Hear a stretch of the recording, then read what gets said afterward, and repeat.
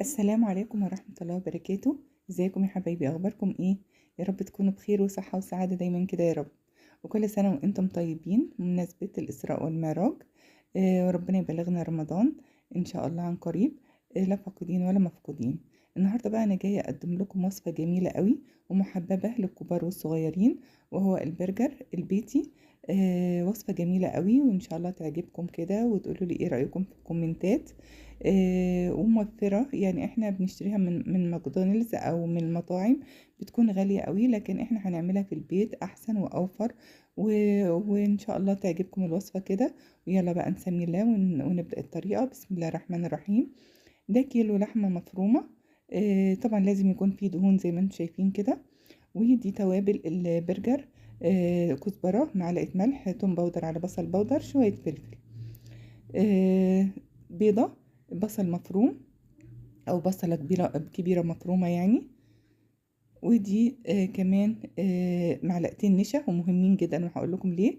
ودي كمان توابل هنحطها في الاخر وهقول لكم ليه برضو.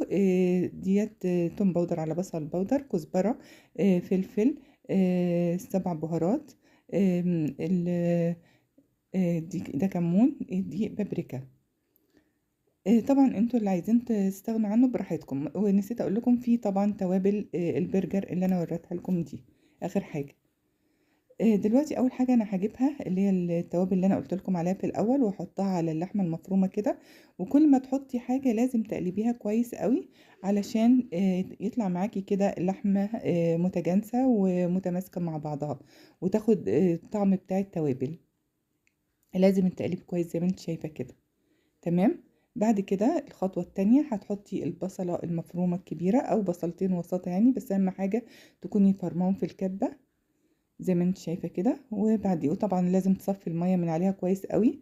وبعدين تنزلي بيهم على البرجر طبعا، او على اللحمة يعني المفرومة. طبعا خطوة البصل دي اختياري، في ناس بتحطها وفي ناس لا. انا بالنسبة لي البصل بيدي طعم حلو قوي للاكل، سواء التوم او البصل بيدوا طعم جميل للاكل. فانا من الناس اللي بحب احط البصل على اللحمة المفرومة يعني. بعد كده حطيت البيضة ونزلت بالمعلقتين النشا، وهقول لكم ليه بقى معلقتين النشا ديت مهمين. لانها بتخلي اللحمة متماسكة، هتديني طبعا هوريكم الفرق دلوقتي. بس اهم حاجة كل ما تعملي خطوة لازم تقلبيها كويس قوي زي ما انت شايفة. شفت اللحمة تماسكت على الاول ازاي؟ بعد كده بقى هتنزلي برضو ببقية التوابل على اللحمة المفرومة. طبعا الريحة طالعة عليها جميلة جدا كل ما بتنزلي بحاجة بتقلبي كويس قوي. شايفين بتقلبي ازاي؟ بحيث كل حاجة يعني كل حاجة تتداخل مع بعضها كده وتبقى تبقى اللحمة متجانسة كويس قوي.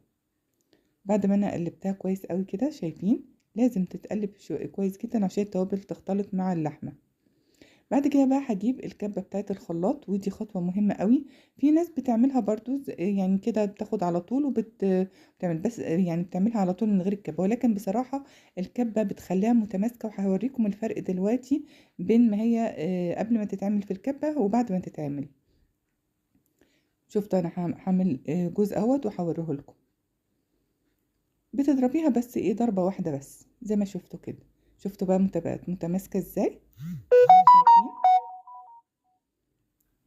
وادي الفرق بينها وبين اللي انا لسه ما عملتهاش. طبعا اللي انا لسه ما عملتهاش بصوا متفككه من بعضها ازاي، لكن التانية متماسكه ومتجانسه. فيا ريت تعملوها كده، ولكن لو ما عندكيش كبه مش مهم، مش هنقف على حاجه يعني. بعد كده بجيب اكياس من عندي اللي هي اكياس اللبن دي، وبتقطعها بالشكل ده. وبتجيبي صينيه بقى وتحطيها تفرديها كده عشان ما يلزقش بس في الصينيه. وبعد كده انا جبت غطا عندي كده، عشان انا ما عنديش بصراحه الحاجه اللي بيعملوا فيها البرجر، الماكينه او الشيء يعني اللي بيعملوا فيها. فجبت لازم طبعا يعني الست الشاطره لازم طبعا بتوفر نفسها اي حاجه عشان ما توقفيش الدنيا. بعد كده بتكوري اللحمه كده. طبعا الحجم ده بيرجع لك انتي، في بيعملوا كبير، في بيعملوا وسط، في بيعملوا صغير، بس انا بنصحش بالصغير. لان طبعا هي اللحمه وانتي بتعمليها اصلا بتكش بعد وانتي بتحمريه، وهتشوفيه دلوقتي طبعا. ولازم تعمليه طبعا في قلب الكيس بالشكل ده كده. علشان احنا يعني هنحطه في الفريزر. تابعي معي طبعا خطوة خطوة كده عشان ايه ما نتوهش من بعض. هتحطي كده وتكلفتيه بالشكل ده، لان في جزء انا هشيله يعني المرة تانية، وفي جزء هنعمله مع بعض ونحمره نعمل بيه السندوتشات دلوقتي ان شاء الله. طبعا بتكوني مجهزة عيش البرجر عندك، وبتجيبي الصوصات بتاعة البرجر، كل حاجة الخاصة بيه. بتبدأي بقى تكوريها كده، انا بحب وسط الحقيقة، ولازم تكوريها كده عشان تبقى متماسكة، وتحطيها في قلب ال الماكينة او الغطا اللي انتي عاملاه او الحاجة، يعني بحيث ايه تتفرد معاكي بالشكل ده، وتديكي الحجم يبقى كله بحجم واحد كده. تمام هيت، وتعمليها بالراحة كده تطلع معاكي بقى. السمك بيبقى جميل بصراحة، انا اخترت الغطا ده لان طلع لي السمك حلو، والحجم اللي انا عايزاه جميل كمان. حتى لما انا عملتها على النار كان الحجم كويس جدا، وسط، ولا هي الكبيرة ولا هو الصغير.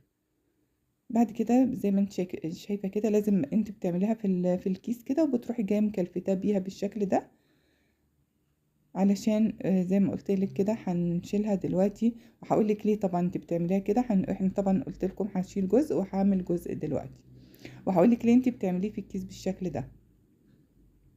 تمام. طبعا هو بيطلع معاكي كمية حلوة قوي، يعني كيلو بيطلع معاكي بتعملي منه مرتين. يعني انت لو أسرة مكونة من 4 أفراد هيعملك مرتين كويسين جدا، ولو أقل من كده هيعملك ممكن 3 مرات كمان. حلو الكلام. ديت انا خلصت الكميه اللي عندي، شلت اللي انا الجزء، والجزء ده اللي احنا هنعمله مع بعض دلوقتي. دلوقتي بقى هقولك ليه انا شلته عملته كده بالاكياس كده، عشان انا هحطه في الفريزر حوالي نص ساعه، وبعدين اطلعه. شفتي بقى ما طلعته من الفريزر اهو اتماسك ازاي. ما تسيبوش كتير، هو نص ساعه بس عشان تعرفي وانت بتحمريه ما يمسكش معاكي في الطاسه. وبعدين جبت بقى الحاجات اللي انا احطها معاه في قلب الساندوتش. طماطم، هقطعها سلايسز كده، وفلفل نفس الطريقة، والبصل. طبعا كل دي حاجات اختياري، وكابوتشي او خس. وطبعا الصوصات كاتشب ومايونيز، ولو حبيتي مستردة اوكي مفيش مشكلة. بعد كده جبت زيت. طبعا ما بتكتريش الزيت، مش زي الكفته كده ما بتحمريها او البانيه، لا ده هو يا دوبك زي ما شفت كده حبه زيت صغيرين قوي في الطاسه. وبتخلي العين وسط على فكره، ما بتخليهاش عاليه قوي ولا واطيه قوي، بالعكس هي يعني بتخليها وسط، واقل من الوسط شويه كمان عشان ما يتحرقش منك. لان طبعا لا بتحطي له لا بقسماط ولا اي حاجه خالص، زي ما انت شايفه كده. شفتوا بقى طبعا الحجم دلوقتي هو حلو قوي كده، الحجم جميل. بعد شويه بتلاقيها ايه كشت شويه، عشان كده بقولك ما تعملوش صغير، يعني يفضل تعمليه وسط، او ايه اكبر من الوسط شويه. والكبير انا ما بحبش الكبير، لان يعني برضه هيكلفك كتير. تمام. بصوا هو ما بياخدش حاجه خالص، يعني بصي مجرد ان انا حطيته اهو طلعت الكميه اهيت. هنبدا بقى نعملها في عيش البرجر. تبقى مجهزاه. طبعا ده الكاتشب، ودي المايونيز، ودي المستردة. طبعا كل ده اختياري، اللي انت عايزه تحطيه حطيه، اللي هما بيحبوه عندك او انت بتفضليه استخدميه. طبعا جبت العيش الكايزر او بتاع البرجر، ويعني حمرته معايا يعني ايه بسيط كده عشان يديكي القرمشه الجميله بتاعته دي. وبعد كده حطيت اول طبقه المايونيز ده اول طبقه اهيت. تفرديه طبعا كده في العيش.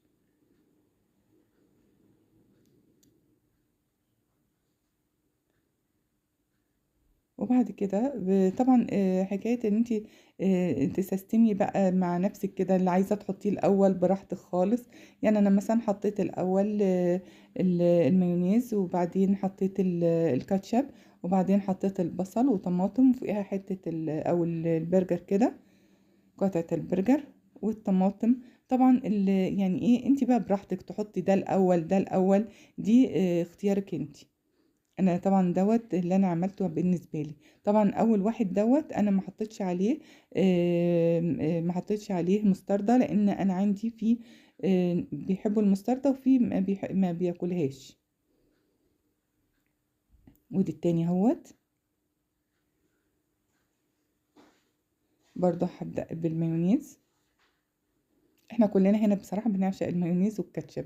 يمكن انا عندي المستردة فيه بيحبها وفيه لأ، ما بياكلهاش، ولكن انا عندي المايونيز والكاتشب ده شيء اساسي مع كله، حتى مع البطاطس الفارمة او المحمرة لازم الكاتشب ده، مع البيتزا، مع اي حاجة. انتوا عارفين الكاتشب محبب للاولاد قوي، والكبار والصغيرين بصراحة.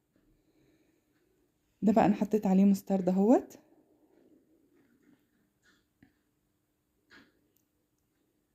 طبعا انا التاني ما بداتش بالكابوتشي او بالخس، لا انا طبعا كنت بدات بالطماطم او البصل او كده زي ما قلت لك. انا بس حبيت اغير عشان اعرفك اي حاجه تبداي بيها الاول مفيش اي مشكله، واللي عايزه تنقصيه منه برضو عادي خالص، ديت يعني ده اختيارك انتي. حلو الكلام. شفتوا بقى السندوتش بقى قد ايه؟ يعني بسم الله ما شاء الله، يعني يعني بيشبع على طول، ولا تقولي بقى بتاع بره ولا غيره. انت هنا في البيت هنا عاملاه احسن من بتاع بره كمان. يكفي ان هو انت عاملاه بايدك. ومعلش انا نسيت في الاول احط لكم جبنه الشيدر دي مخصصه كده للبرجر، بس انا نسيت احط في السندوتش الاول، فما مش مشكله عادي، بس حطيت في دول اهمت. وحمرت كده بطاطس فارم معاها، بتبقى طعمها حلو قوي مع وبتبقى محببة كمان مع البرجر.